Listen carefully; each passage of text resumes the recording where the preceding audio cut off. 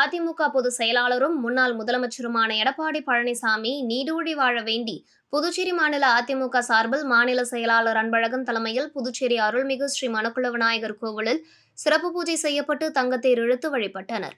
இதனையடுத்து 108 தேங்காயை உடைத்து சிறப்பு வழிபாடு செய்த கோவிலில் உள்ள பக்தர்களுக்கு அன்னதானம் வழங்கினர். இதில் அதிமுகவை சேர்ந்த மாநில நிர்வாகிகள், தொகுதி நிர்வாகிகள், முக்கிய பிரமுகர்கள் என அனைவரும் கலந்து கொண்டனர்.